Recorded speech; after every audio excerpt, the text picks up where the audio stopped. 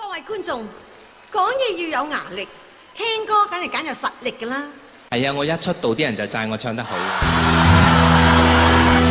在台上我覓理想，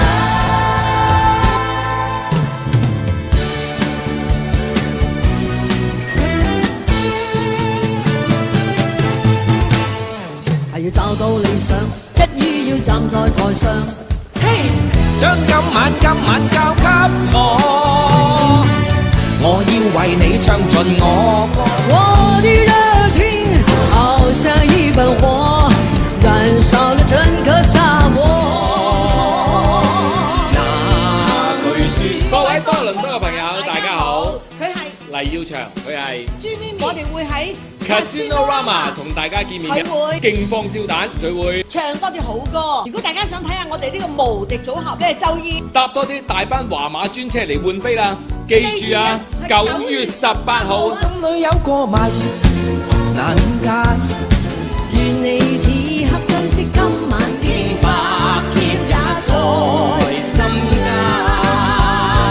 因而兩難遇。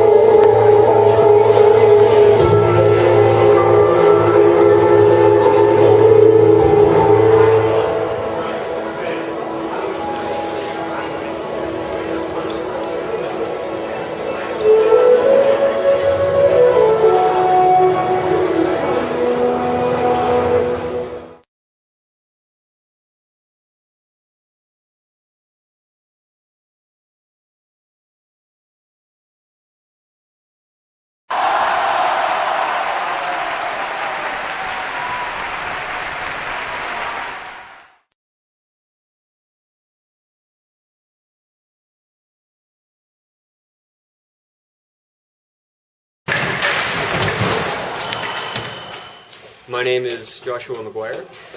I have been fencing for 26 years.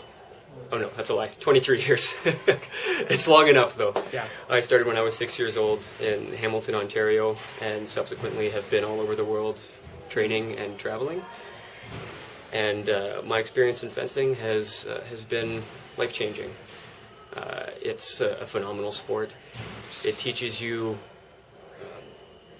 about all kinds of different aspects of life, and being strong, getting by, being tricky, understanding people. It's a fantastic sport, and I love it very much.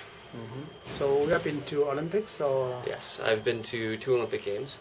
I was in Beijing in 2008 and Athens in 2004. Did you get any medals or any?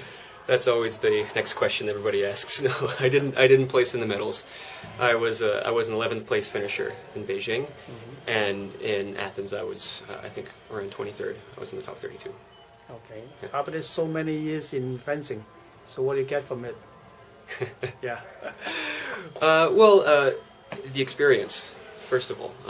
As I've said, the experience of being an athlete, it teaches you quite a bit about discipline, about what's important to get ahead in life, understanding that talent isn't necessarily the most important thing, and it's really all about hard work, persistence, getting through the bad days.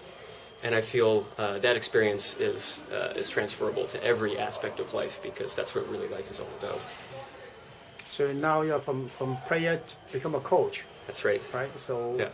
so how do you feel about today's students? I mean, compared with what you learned before. So Yeah, well, this today is a great opportunity for fencers in Toronto and fencers in Ontario, because we happen to have the Canadian national team with us.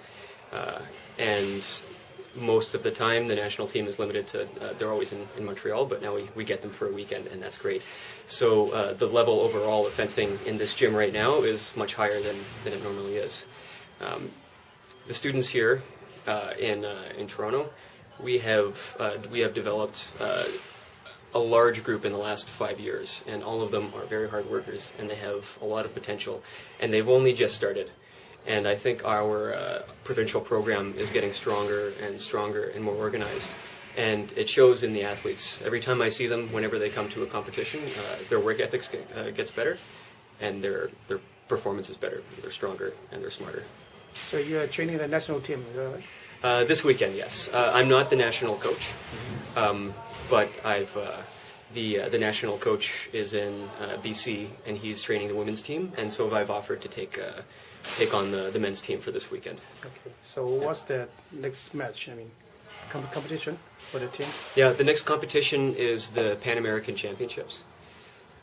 They're in Cancun, Mexico, and they're very important. In the fencing world rankings, there's zones. So our American zone, which is North America and South America, has a championship, and it's worth a lot of points for the World Cup ranking. And with the Olympics coming up soon, world ranking is very, very important, because it means having somebody much weaker to compete against in the first round, or a world champion who will destroy you. So it's going to be a very tough competition. Everyone is fighting tooth and nail for every point, and these guys are working really hard this weekend because they know how important it is. So what's the current ranking for Canadian team? That's a really good question, actually. Yeah. I don't know the answer. Maybe. Yeah, I don't know the answer. I would say it's likely in like 11, between 11 and 12. We've been pretty consistently in that area for quite some time. It's very difficult to break the top 8 in World Cup rankings, because there are a number of strong European, Asian teams who have an established program for decades and decades, and we're a developing country. But there are new countries who have just started to come up and become real players, and we've been watching them closely and studying what they have done. You know, what did they do to just make that leap and become real players? And we're getting there. We're starting to be more organized. So which countries are the top 3? In this discipline, Yeah. because it changes depending on the weapon. In foil, the Italians are generally the strongest. They have, I think, the most refined school of fencing, because there are some very, very different techniques that are used, and so we call them schools of fencing. The Russians are always very strong. The Germans are very strong. The French have a few.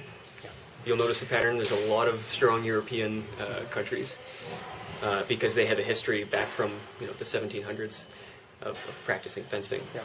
And China is also very strong. Very strong. China's very strong, and Japan and Korea both are coming up quite strong as well.